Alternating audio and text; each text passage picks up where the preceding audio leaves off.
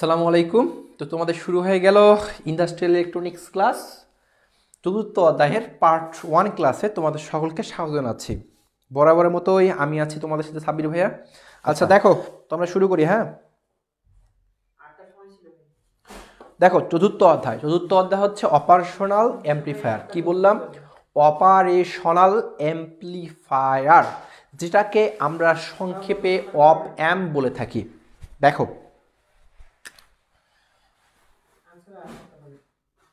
Operational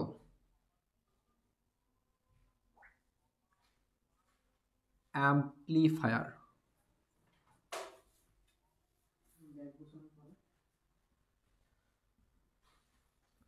operational amplifier যেটাকে আমরা সংক্ষেপে বলে থাকি অপ অ্যাম্প। এই অপ অ্যাম্প, অপ অ্যাম্প মানে হচ্ছে অপারেশনাল অ্যাম্প্লিফায়ার। এর আগে তোমরা বেসিক ইলেকট্রনিক্সে অ্যাম্প্লিফায়ার সম্পর্কে জেনেছো। সেখানে জেনেছো যে অ্যাম্প্লিফায়ার হচ্ছে একটা ইলেকট্রিক্যাল দুর্বল সিগন্যালকে শক্তিশালী সিগন্যালে কি করে পরিণত করে। একটা ইলেকট্রিক্যাল দুর্বল সিগন্যালকে শক্তিশালী সিগন্যালে পরিণত করে কে? অ্যাম্প্লিফায়ার। আচ্ছা, তো এখন অপারেশনাল অ্যাম্প্লিফায়ার তাহলে কি করে ভাইয়া? অপারেশনাল অ্যাম্প্লিফায়ার মূলত এটা একটা উচ্চ গেইন সম্পূর্ণ অ্যাম্প্লিফায়ার। কি বললাম? উচ্চ গেইন। গেইন কথার অর্থ কি? গেইন কথার অর্থ হচ্ছে, গেইন অর্থ হচ্ছে লাভ করা বা অর্জন করা, তাই না?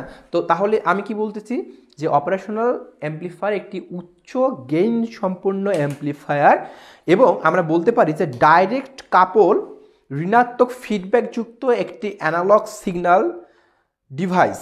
ডাইরেক্ট কাপল ঋণাত্মক ফিডব্যাকযুক্ত একটা অ্যানালগ ডিভাইস, এটা হচ্ছে কি অপারেশনাল অ্যাম্প্লিফায়ার।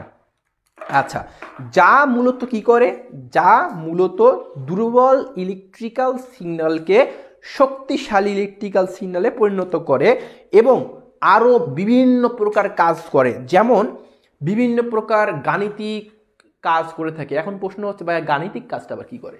গাণিতিক কাজ হচ্ছে যোগ, বিয়োগ, গুণ, ভাগ, ইন্টিগ্রেশন, ডিফারেন্সিয়েশন, যেগুলো তোমরা ম্যাথমেটিক্স 2তে শিখে আসছো, মনে পড়ে? ইন্টিগ্রেশন, ডিফারেন্সিয়েশন, এগুলোও কিন্তু আমাদের এই অপারেশনাল অ্যাম্প্লিফায়ার দ্বারাই হয়ে থাকে।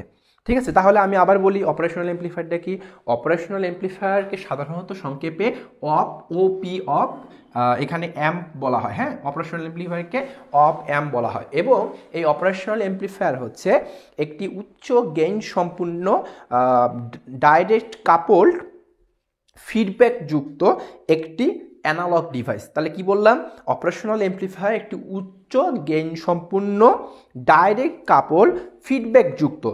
কাপল ফিডব্যাক, ফিডব্যাক কথার অর্থ কি? ফিডব্যাক কথার হচ্ছে এরকমটা। দেখো, ফিডব্যাক জিনিসটা একটু বলি। ফিডব্যাকটা হচ্ছে, ধরো তোমার এইটা হচ্ছে ইনপুট, এইটা আউটপুট, এইটা ইনপুট, এইটা আউটপুট। এখন কথা হচ্ছে ভাইয়া, আমি যদি এই ইনপুট আউটপুট মাঝখানে ধরো সাপোজ হচ্ছে এখানে একটা ডায়োড লাগাচ্ছি, একটা ডায়োড দিয়ে দিলাম। হ্যাঁ, এখানে একটা ডায়োড দিয়ে দিলাম।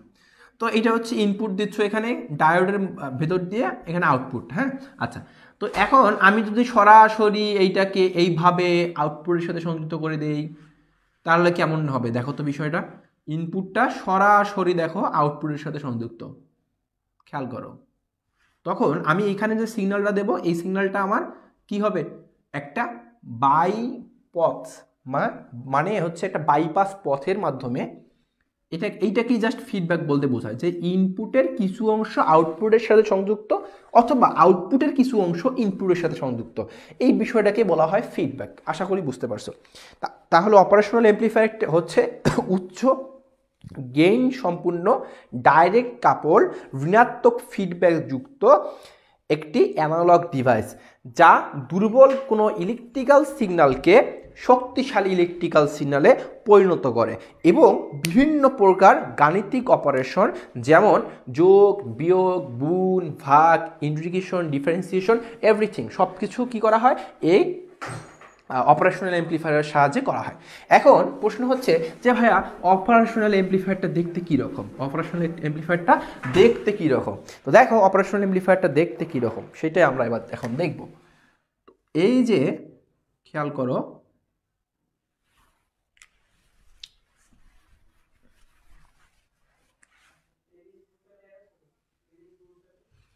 একটু বড় করে এঁকে দেখাই তোমাদের। আচ্ছা, তো এখানে দুইটা টার্মিনাল থাকবে, এইটা একটা টার্মিনাল, এই যে একটা টার্মিনাল, আবার এখানে একটা টার্মিনাল থাকবে, এইখানে একটা, এই যে আউটপুটে একটা। ওকে, আচ্ছা। তো অপারেশনাল অ্যাম্প্লিফায়ারটা দেখতে মূলত এরকম, হ্যাঁ, দেখতে মূলত এরকম। এখন এইটা হচ্ছে তুমি বলতে পারো একটা অপারেশনাল অ্যাম্প্লিফায়ারের প্রতীক। আমরা সাধারণত এই প্রতীকটাকে বলতে পারি যে মাইক্রো 741, এটা মডেল, ঠিক আছে, মাইক্রো 741, এইটা হচ্ছে একটা অপারেশনাল অ্যাম্প্লিফায়ারের প্রতীক। তো এখন প্রশ্ন হচ্ছে একটা অপারেশনাল অ্যাম্প্লিফায়ারকে আমরা টার্মিনাল অনুযায়ী 5 ভাগে বিভক্ত করতে পারি। একটা অপারেশনাল অ্যাম্প্লিফায়ারকে আমরা টার্মিনাল অনুযায়ী কয় ভাগে বিভক্ত করতে পারি? 5 ভাগে বিভক্ত করতে পারি। একটা হচ্ছে ইনভার্টিং টার্মিনাল, এইটা হচ্ছে ইনভার্টিং ইনপুট টার্মিনাল। কি বললাম? Inverting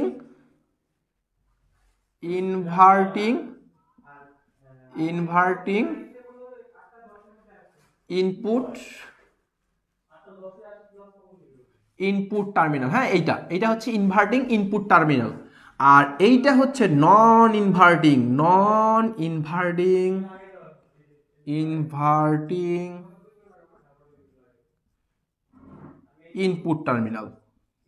input terminal. এখন কথা হচ্ছে যে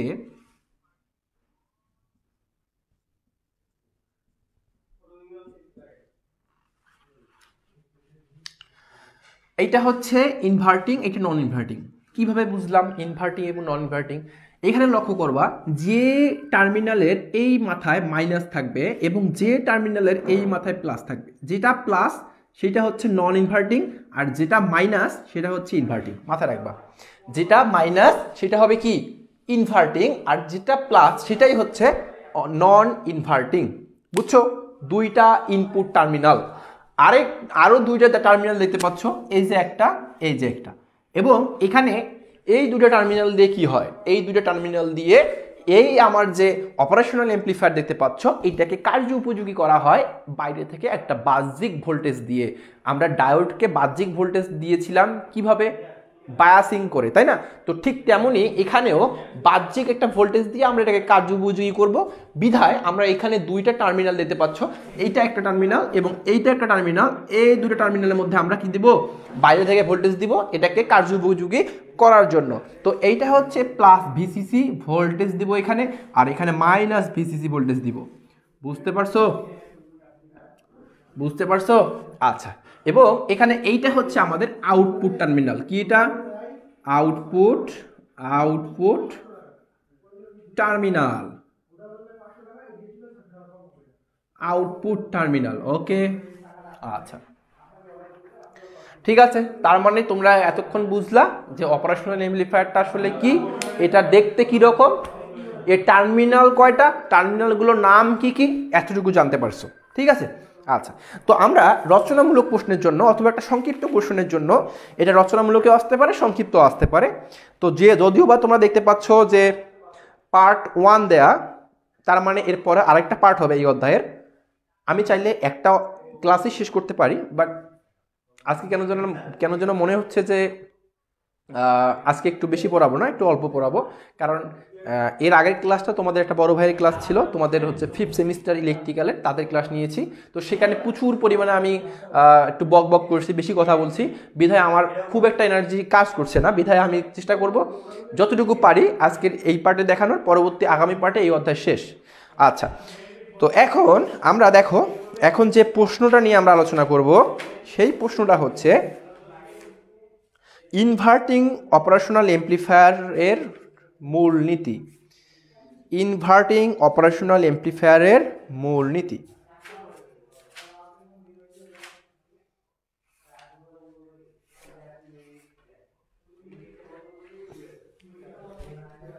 দেখো,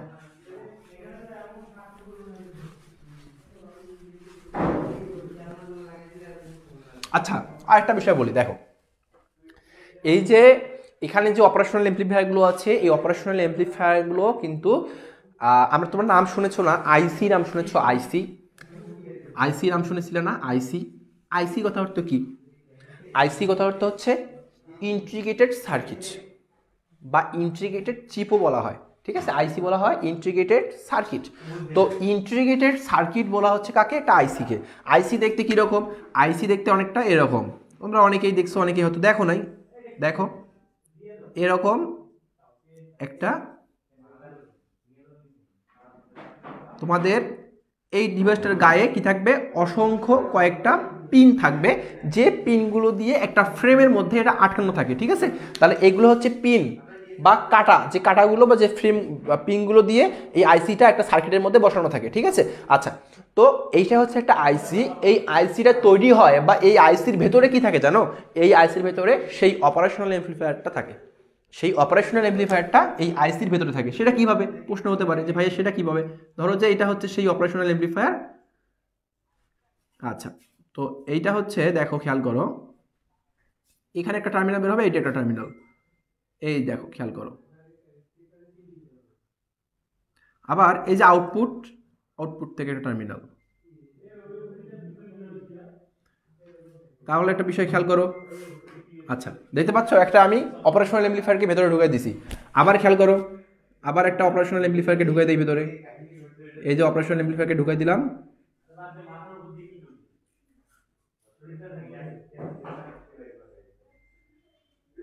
দেখতে পাচ্ছ? এরকম ভাবে অসংখ্য অপারেশনাল অ্যামপ্লিফায়ারকে একটা আইসির ভেতরে লাগানো থাকে। অসংখ্য অপারেশনাল অ্যামপ্লিফায়ার কি থাকে? একটা আইসির ভেতরে, একটা আইসির ভেতরে লাগানো থাকে, এভাবে লাগানো থাকে, ঠিক আছে?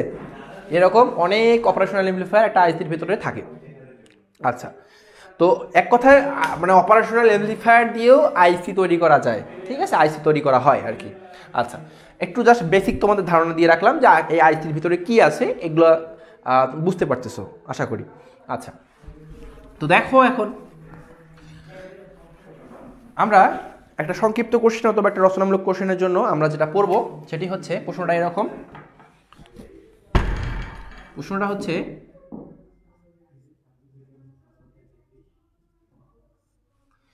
হচ্ছে, একটি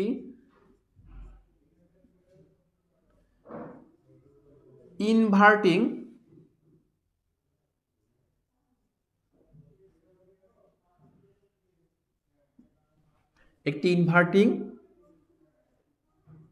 অপারেশনাল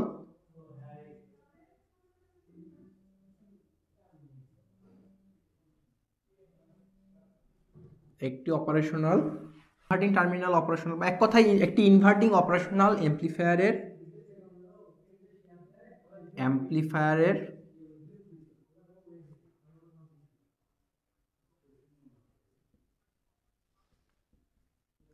অ্যামপ্লিফায়ারের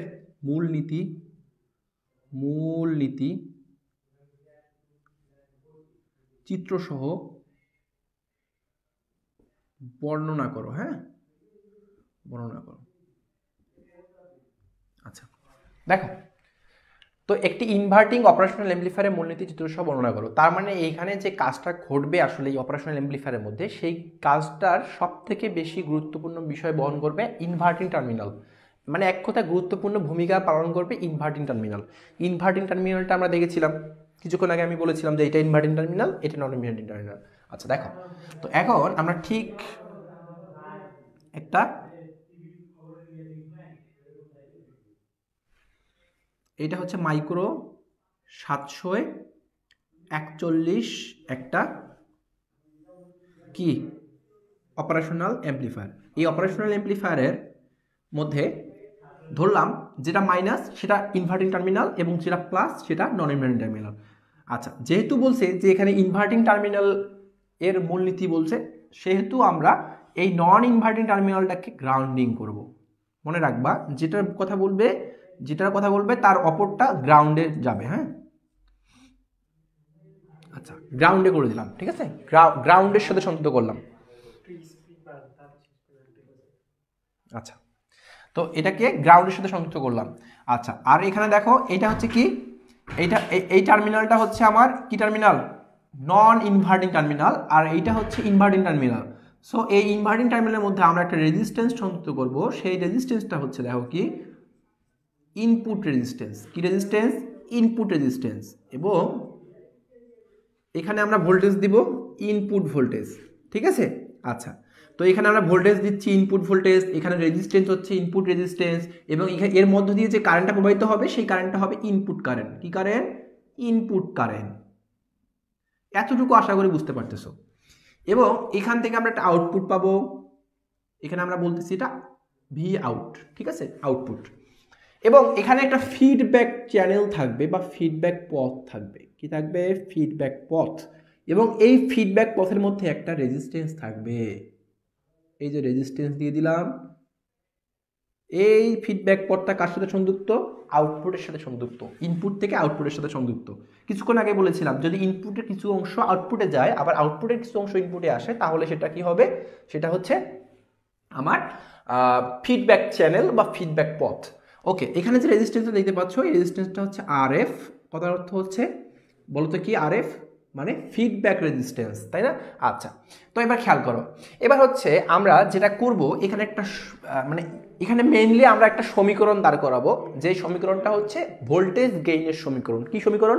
ভোল্টেজ গেইনের সমীকরণ। মানে এখানে আমরা একটু সমীকরণের ক্যালকুলেশন করে সর্বশেষ যে অ্যান্সারটা বের করবো সেটা হচ্ছে ভোল্টেজ সমীকরণ, সরি ভোল্টেজ গেইন সমীকরণ। তো এই ভোল্টেজ গেইনকে বলা হয় এভি, ঠিক আছে? আর ভোল্টেজ গেইন মানে এক কথা যে কোনো গেইন হচ্ছে, যদি তোমাকে বলে যে পাওয়ার গেইন তাহলে বলবা আউটপুট পাওয়ার ভাগ ইনপুট পাওয়ার। যদি বলে ভোল্টেজ, আউটপুট ভোল্টেজ ভাগ ইনপুট ভোল্টেজ। যদি বলে কারেন্ট গেইন, আউটপুট কারেন্ট ভাগ ইনপুট কারেন্ট। এক কথায় আউটপুট ভাগ ইনপুট হলেই সেটা আবার কি হবে? গেইন হবে। সেটা কি হবে? আমার গেইন হবে। সেটা কি হবে? গেইন হবে। আচ্ছা,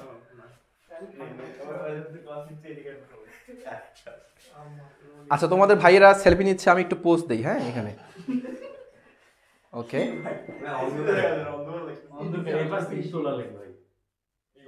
ঠিক আছে, ওকে ডান। আচ্ছা, এখন দেখো কি বলতেছিলাম, আউটপুট ভাগ ইনপুট। তাহলে আউটপুট ভাগ ইনপুট হলেই সেটা গেইন হবে। হ্যাঁ, আচ্ছা, তাহলে দেখো এ ভি, এতে বোঝাচ্ছে গেইন, তাহলে আমরা এখানে লিখতে পারি ভি আউটপুট ভাগ ভি ইনপুট, তাই না? আচ্ছা, মূলত এইটাই আমরা এখানে কি করব? অ্যান্সারে বের করব। এইটাই আমরা মূলত এখানে অ্যান্সারে বের করব। আচ্ছা, এখানে একটা বিষয় খেয়াল করো এবার। এবং এটা বের করতে গেলে আমাদের একটা শর্ত মেনে চলতে হবে, যেই শর্তটা হচ্ছে, দেখো কি, যেই শর্তটা হচ্ছে এখানে input resistance equal feedback resistance. কি বললাম? Input resistance equal feedback resistance. এখন আসো যে আমি কি বলতেছি, এই অপারেশনাল অ্যামপ্লিফায়ার থেকে আমরা মূলত ভোল্টেজ গেইনের সূত্র প্রতিপাদন করব, বা ভোল্টেজ গেইনের সূত্রটা এখান থেকে আমরা বের করব, একটা সমীকরণ বের করব। এবং এখানে একটা শর্তের উপর ডিপেন্ড করে সেটা বের করব, সেটা হচ্ছে input resistance equal feedback resistance. Okay, আচ্ছা দেখো, তো এখন এখানে একটা বিষয় খেয়াল করো যে আমাদের ঠিক এই বিন্দুটা হচ্ছে আমার ইনপুট ভোল্টেজ, তাই না? এই যে বিন্দুটা দেখতে পাচ্ছ এটাকে ধরতেছি আমরা ভিএ, ঠিক আছে? এটা ভিএ ভোল্টেজ আমার এই বিন্দুতে আছে, ঠিক আছে? যেহেতু এখানে একটা রেজিস্ট্যান্স আছে, ভোল্টেজটা তো রেজিস্ট্যান্স থাকলে ড্রপ করবে। তুমি একটা ভোল্টেজ দিচ্ছ সার্কিটের মধ্যে, ওই সার্কিটের দেখো একটা রেজিস্ট্যান্স আছে, যদি রেজিস্ট্যান্স থাকে তাহলে এই রেজিস্ট্যান্সের মধ্যে কি ড্রপ করবে না? ভোল্টেজটা এখানে তো ড্রপ হবে, মানে ভাগ হয়ে যাবে, তাই না? আচ্ছা, সেহেতু আমরা বলতে পারি যে তোমরা এখানে আমরা যেটা ইনপুট দিচ্ছি এই ইনপুটটা এইখানে এসে ভোল্টেজ ড্রপ হয়ে গিয়ে এই রেজিস্ট্যান্সের মধ্যে ভোল্টেজটা ড্রপ হয়ে এখানে একটা ভোল্টেজ শো করতেছে এই টার্মিনালের মধ্যে বা এই বিন্দুতে, সেটা হচ্ছে ভিএ ভোল্টেজ। সেটা কি ভোল্টেজ? VA voltage. এবং আরেকটা ইনফরমেশন দেই, এই ভিএ ভোল্টেজ আমার ইনপুট টার্মিনাল হতে আউটপুট টার্মিনালের সাপেক্ষে, দেখো আউটপুট টার্মিনালের সাপেক্ষে না, মানে ইনভার্টিং টার্মিনাল হতে নন ইনভার্টিং টার্মিনালের সাপেক্ষে এই ভিএ ভোল্টেজটা হবে 0। এই ভিএ ভোল্টেজের মানটা কি? 0। খেয়াল করো, আমরা এখানে একটা ভোল্টেজ দিচ্ছি, এই রেজিস্ট্যান্সের কারণে এখানে ভোল্টেজ ড্রপ হচ্ছে, তারপরে আমরা এই বিন্দুতে একটা ভোল্টেজ পাচ্ছি যেটা হচ্ছে ভিএ ভোল্টেজ। এবং এই ভিএ ভোল্টেজটা আমাদের এখানে যে টার্মিনালটা দেখতে পাচ্ছ, এই টার্মিনালটা কি টার্মিনাল বলতো? এই টার্মিনালটা হচ্ছে আমাদের নন ইনভার্টিং টার্মিনাল, এই নন ইনভার্টিং টার্মিনালের সাপেক্ষে নন ইনভার্টিং, এই নন ইনভার্টিং টার্মিনালের সাপেক্ষে আমার ভিএ ভোল্টেজটাকে জিরো ধরা হয়। কি ধরা হয়? জিরো ধরা হয়। যেহেতু গ্রাউন্ডের সাথে সংযুক্ত অবস্থায় আছে, গ্রাউন্ডের সাথে সংযুক্ত থাকলে সেখানে ভোল্টেজ থাকে না, সেই ভোল্টেজটাকে আমরা নিউট্রাল ভোল্টেজ বলি সাধারণত, বা জিরো ভোল্টেজ বলি। আচ্ছা, তো এটা ভি এর মান কত? জিরো। এখন আসো, এখন আমরা শুরু করবো, স্টার্ট করবো, ঠিক আছে? আমরা এখন স্টার্ট করবো কিভাবে? আমরা লিখবো যে এখানে, আচ্ছা এখানে এখানে কি করব আমরা? প্রথমত এইটা মান বের করব, অর্থাৎ ইনপুট রেজিস্ট্যান্সের মান বের করব। তারপর কিসের মান বের করব? ফিডব্যাক রেজিস্ট্যান্সের মান বের করব। তারপর কি করব? তারপর হচ্ছে ইনপুট রেজিস্ট্যান্স ইকুয়াল আউটপুট রেজিস্ট্যান্সের সমান করে দেব। আচ্ছা, তো আরেকটা ইনফরমেশন তোমাদের দেই, আমরা ইনপুট রেজিস্ট্যান্স এবং আউটপুট রেজিস্ট্যান্স যদি সমান ধরি, এই জায়গায় আমরা ইনপুট রেজিস্ট্যান্স এবং আউটপুট রেজিস্ট্যান্সের জায়গায় আমরা কিন্তু ইনপুট কারেন্ট এবং আউটপুট কারেন্টও সমান ধরতে পারি, ঠিক আছে? ইনপুট কারেন্ট এবং ইনপুট কারেন্ট না, ইনপুট কারেন্ট এবং ফিডব্যাক কারেন্টও সমান ধরতে পারি। খেয়াল করো, এইটা যেহেতু ইনপুট রেজিস্ট্যান্স আর এটা কি ফিডব্যাক রেজিস্ট্যান্স, আমরা লিখতে পারি যে input current equal feedback current. যদি এই রেজিস্ট্যান্স সমান হয় তাহলে এখানে কারেন্টটাকে আমরা সমান ধরতে পারবো। ওকে, তাহলে দেখো আমরা এখানে মূলত মেইনলি এই ইনপুট কারেন্ট এবং ফিডব্যাক কারেন্টের মানটা বের করবো, ঠিক আছে? ইনপুট কারেন্ট এবং ফিডব্যাক কারেন্ট। আচ্ছা, তাহলে খেয়াল করো যে ইনপুট কারেন্ট ইকুয়াল, আমরা জানি কারেন্ট ভি ভাগ আর, তাহলে ভি লিখলাম। কোন ভি লিখবো? এই যে এই ভি, ইনপুট ভোল্টেজ মাইনাস, এবার এই বিন্দুতে যে ভিটা এটা নিব, ভি এ, তার মানে কি? বিভব পার্থক্য। এই প্রান্ত থেকে এই প্রান্তের মধ্যে বিভব পার্থক্য, মানে এইটা কিন্তু পুরোটাই একটা ভোল্টেজ, উপরে যা দেখতেছো পুরোটাই কিন্তু একটা মাত্র ভোল্টেজ। আচ্ছা, এবার খেয়াল করো, এবার হচ্ছে ভাগ কি হবে? ভি ভাগ আর, আর কি? ইনপুট রেজিস্ট্যান্স, এই যে ইনপুট রেজিস্ট্যান্স। তাহলে এটাকে এইভাবে লেখা যায়, দেখো তো, V input minus VA. V এর মান কত? ভি এর মান হচ্ছে এখানে জিরো, ভি এর মান কি? জিরো। তাহলে আমরা এখানে লিখবো জিরো, আর এখানে আর আই এন, এখানে তোমরা লিখতে পারো যে V A equal to zero. Okay, তারপর খেয়াল করো উপরে কি থাকতেছে? ভি আই এন ভাগ আর আই এন, তাই না? অর্থাৎ ইনপুট ভোল্টেজ ভাগ ইনপুট রেজিস্ট্যান্স। ওকে, তার মানে আমরা কার মান পেয়ে গেছি? ইনপুট কারেন্ট পেয়ে গেছি। এবার আসো আমরা ফিডব্যাক কারেন্টের মান বের করি। তাহলে এখানে লিখি আমরা feedback current if is equal two, দেখো এবার আমরা এই বিন্দু থেকে ফিডব্যাক পথে, এই বিন্দু বলতে কি বোঝাচ্ছে? এই বিন্দু বলতে এই বিন্দু বোঝাচ্ছে, মানে এই বিন্দু থেকে একদম এই বিন্দু পর্যন্ত যে ভোল্টেজটা আছে সেই ভোল্টেজের বিভব পার্থক্য, অর্থাৎ ভিএ মাইনাস ভি আউট, ঠিক আছে? V out. ওকে, কি বললাম? এই বিন্দু থেকে এই বিন্দুর মধ্যে বা এই বিন্দুর মধ্যে যে বিভব পার্থক্য সেইটা, ঠিক আছে? VA minus V out. আচ্ছা, ভাগ কি হবে? ভাগ হচ্ছে আর এফ, ঠিক আছে? এক কথায় ভোল্টেজ ভাগ resistance, I is equal two voltage ভাগ রেজিস্ট্যান্স। ওকে, আচ্ছা, তারপর কি করবো? এখানে দেখো ভি এর মান কত? ভি এর মান জিরো, তাহলে জিরো মাইনাস ভি আউট ভাগ আর এফ। এখানে তোমরা লিখতে পারো যে VA is equal to zero. দেখা যাচ্ছে এই পর্যন্ত?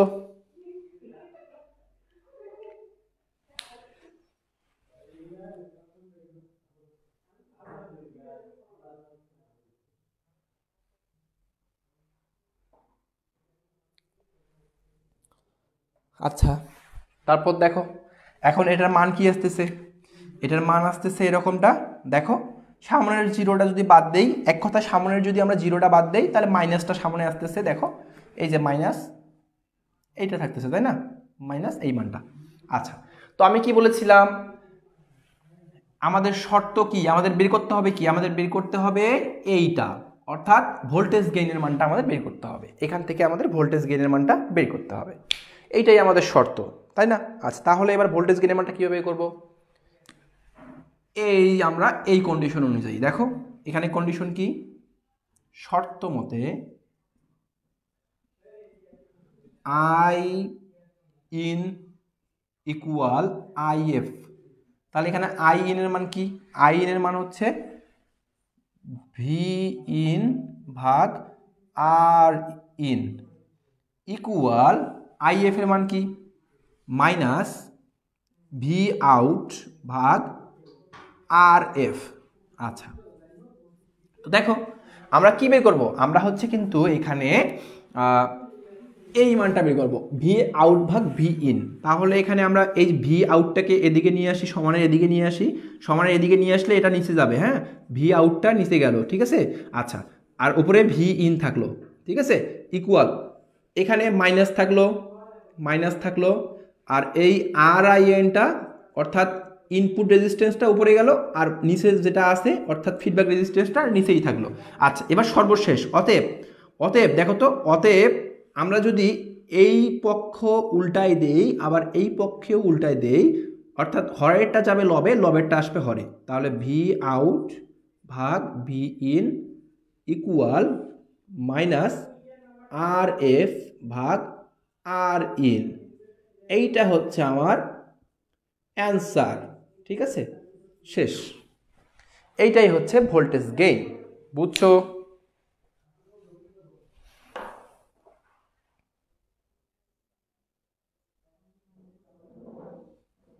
বুঝছো তোমরা?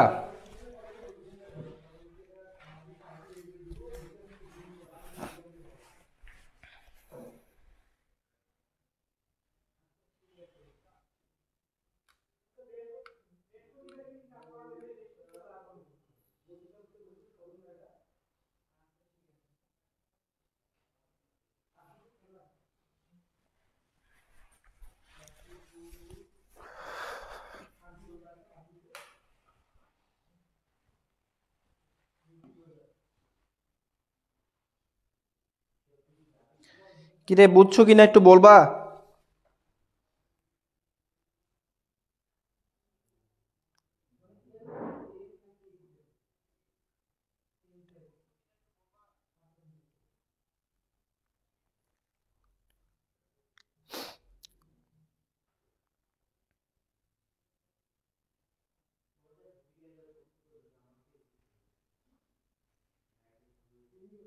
আচ্ছা, আমি আরেকটু বলি তোমাদের, শুরু থেকে শেষ পর্যন্ত খেয়াল করো যে এখানে আমরা চিত্রে একটা কি নিয়েছি, চিত্রে আমরা একটা অপারেশনাল অ্যাম্প্লিফায়ার, যেটা হচ্ছে ইনভার্টিং অপারেশনাল অ্যাম্প্লিফায়ার।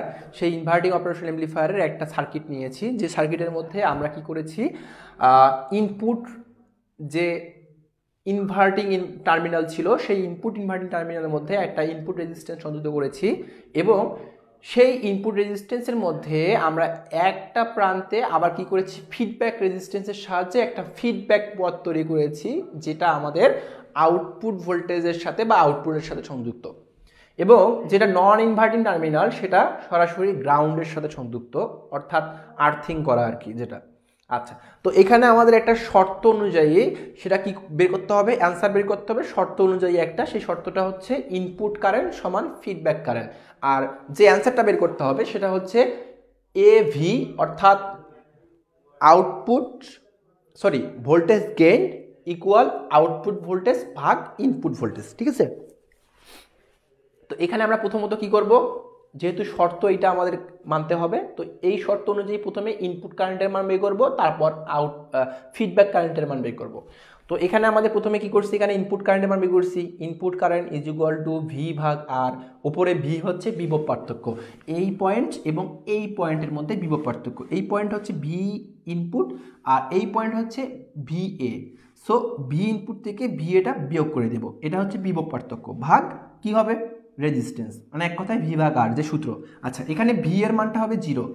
কেন 0 হবে, আমরা বলতে পারি যে এখানে যে বিন্দুতে আমরা কি করেছি, ফিডব্যাক পথটা সংযুক্ত করেছি, এক কথায় নন ইনভার্টিং টার্মিনালের সাপেক্ষে বা নন ইনভার্টিং টার্মিনালের সাপেক্ষে ইনভার্টিং টার্মিনালের ভিএ বিন্দু কি হবে, 0 হবে, কেননা নন ইনভার্টিং টার্মিনালটা আমার গ্রাউন্ডের সাথে সংযুক্ত আছে। এই শর্ত মতে আমাদের কি হবে, ভিএ এই বিন্দুতে ভোল্টেজ হবে 0, যার কারণে আমরা ভি এর মান ধরেছি 0। আচ্ছা, তো এখন ভি ইনপুট থেকে 0টা বিয়োগ করে দিব, 0 বিয়োগ করে দিলে 0 বাদ, তাহলে ভি ইনপুট ভাগ আর আই এন অর্থাৎ ইনপুট রেজিস্ট্যান্স, ঠিক আছে। আচ্ছা, তো এইটা গেল আমাদের কিসের মান, ইনপুট কারেন্টের মান। ঠিক একইভাবে আমরা ফিডব্যাক কারেন্টের মান বের করব। ফিডব্যাক কারেন্টটা আমরা কি করব, ফিডব্যাক পথের এই প্রান্ত এবং ফিডব্যাক প্রান্তের অপর এই প্রান্ত, তাহলে ফিডব্যাক পথের এই প্রান্ত এবং এই প্রান্তের মধ্যে যে বিভব পার্থক্য, সেই বিভব পার্থক্যের মানটা বের করব। সেই বিভব পার্থক্য হচ্ছে VA মাইনাস ভি আউট। যেহেতু এই পয়েন্ট আর এই পয়েন্ট একই বিষয়, এটা আউটপুট পয়েন্ট, তো আউটপুট পয়েন্টটা আমরা ভি আউটপুট ধরতে পারি। তাহলে VA মাইনাস ভি আউট, এই যে VA মাইনাস ভি আউট ভাগ কি হবে, রেজিস্ট্যান্স, এই ফিডব্যাক রেজিস্ট্যান্স। তারপর ভি এর মান হচ্ছে 0, 0 থেকে আমরা কি বিয়োগ করতেছি, 0 থেকে ভি আউটপুট বিয়োগ করে দিলে 0টা বাদ যাবে, মাইনাস চিহ্নটা সামনে থাকবে, তো মাইনাসটা থেকে গেল। তারপর কি করলাম, শর্ত মতে input current is equal two feedback current, এই যে input current is equal two feedback current. তাহলে ইনপুট কারেন্টের মান এখানে কত পেয়েছি, ভি ইন ভাগ আর ইন, এই যে ভি ইন ভাগ R in equal to feedback কারেন্টের মান পেয়েছি মাইনাস ভি আউট ভাগ আর এফ মাইনাস ভি আউটপুট ভাগ আর এফ। তারপর দেখো, তারপর হচ্ছে আমরা জাস্ট কি করেছি, এই আড়াআড়ি একটু গুণ করেছি বা আড়াআড়িতে পক্ষান্তর করেছি। দেখো এই ভি আউটপুটটা এই আর আই এন এর এখানে আসবে, আর আর আই এনটা যাবে ভি আউটপুটের এখানে, ঠিক আছে। সো আমরা একটু জাস্ট পক্ষান্তর করে নিলাম, পক্ষান্তর করে নিয়ে ওপরে ভি ইনপুট থাকলো, নিচে ভি আউটপুট, আর এখানে এই আর আই এনটা উপরে চলে গেছে লবে, আর আর এফটা নিচে, মাইনাসটা এখানে থেকে গেল। তারপর কি করলাম, যেহেতু আমাদের শর্ত কি, voltage gain equal to output voltage ভাগ ইনপুট ভোল্টেজ, তাহলে জাস্ট এইটাকে উল্টাই দিব, এটাকেও উল্টাই দিব, মানে এক কথায় উভয় পক্ষকে উল্টাইছি। কীভাবে উল্টাইছি, লবকে হরে নিয়ে গেছি, হরকে লবে নিয়ে আসছি, জাস্ট এতটুকু করলেই শেষ, ওইটাই অ্যান্সার। ঠিক আছে, আজকে এতটুকুই থাকবে। আগামী পার্টে তোমাদের আগামী ক্লাসে এটা শেষ করে দিব, এই অধ্যায় শেষ করে দিব ইনশাল্লাহ। তো সবাই ভালো থেকো, সুস্থ থেকো, তোমাদের সাথে আমার দেখা হচ্ছে আগামী ক্লাসে। আর একটা বিষয় বলে রাখি, তোমরা এখান থেকে সংক্ষিপ্ত প্রশ্ন পড়বা, খুব মোস্ট ইম্পর্টেন্ট একটা সংক্ষিপ্ত কোশ্চেন, সেটা হচ্ছে অপারেশনাল অ্যাম্প্লিফায়ারের বৈশিষ্ট্য, আরেকটা হচ্ছে অপারেশনাল অ্যাম্প্লিফায়ারের গোল্ডেন রুলস। কি বললাম, অপারেশনাল অ্যাম্প্লিফায়ারের বৈশিষ্ট্য খুবই ইম্পর্টেন্ট, আরেকটি প্রশ্ন হচ্ছে অপারেশনাল অ্যাম্প্লিফায়ারের গোল্ডেন রুলস। ঠিক আছে, গোল্ডেন রুলসগুলো কী কী একটু বলি আমি। গোল্ডেন রুলসগুলো হচ্ছে ইনপুট ইম্পিডেন্স অসীম হবে, বা ইনপুট রেজিস্ট্যান্স কি হবে, অসীম, মানে এর মানটা অসীম হবে। ঠিক আছে, আচ্ছা তারপর দেখো, তারপর হচ্ছে ফিডব্যাক নেটওয়ার্কের মাধ্যমে আউটপুট সর্বদা ইনভার্টিং ও নন ইনভার্টিং ইনপুট ভোল্টেজ দ্বয়ের মধ্যে পার্থক্য শূন্য হতে চায়, যেহেতু ওপেন লুপ ভোল্টেজের ভোল্টেজ গেইন অসীম। ঠিক আছে, ভোল্টেজ গেইন কি হবে, একটা অপারেশনাল অ্যাম্প্লিফায়ারের অসীম। ঠিক আছে, আচ্ছা, তো একটা আদর্শ অপারেশনাল অ্যাম্প্লিফায়ারের যে বৈশিষ্ট্যগুলো থাকে, এগুলো তোমরা খুব সুন্দরভাবে বই থেকে পড়ে নিবা। বেশ কয়েকটা আছে, প্রায় 5-6টা আছে, এই 5-6টা খুব ইম্পর্টেন্ট, তোমরা পড়ে নিবা। এই দুইটা কোশ্চেনের মধ্যে একটা কোশ্চেন 100% পরীক্ষা সংক্ষিপ্ত কমন পাবে। ঠিক আছে, একটা হচ্ছে গোল্ডেন রুলস, আরেকটা হচ্ছে একটি আদর্শ অপারেশনাল অ্যাম্প্লিফায়ারের বৈশিষ্ট্য। আচ্ছা, আগামী ক্লাসে আমি আরেকটা রচনামূলক প্রশ্ন দেখাবো, এই অধ্যায়ের আরেকটা রচনামূলক কোশ্চেন দেখায়, এই অধ্যায় থেকে আমরা লিভ নিব, এবং তার পরবর্তী অধ্যায় হচ্ছে পঞ্চম অধ্যায়, যেটা হচ্ছে থাইরিস্টর। পরবর্তীতে যে অধ্যায়গুলো আছে এগুলো বেশি সময় লাগবে না, কোনো কোনো অধ্যায়ে দেখা যাবে যে আমাদের রচনামূলক প্রশ্ন করতেই হচ্ছে না, এমন অধ্যায় আছে পড়তে হবে না। ওকে, তো আমরা দ্রুত শেষ করব, এবং মিডের আগে তোমাদের 80 থেকে 90% সিলেবাস কমপ্লিট করার আমার চিন্তা ভাবনা আছে। তো তোমাদের সাথে আমার দেখা হচ্ছে আগামী ক্লাসে, সবাই ভালো থেকো, আল্লাহ হাফিজ।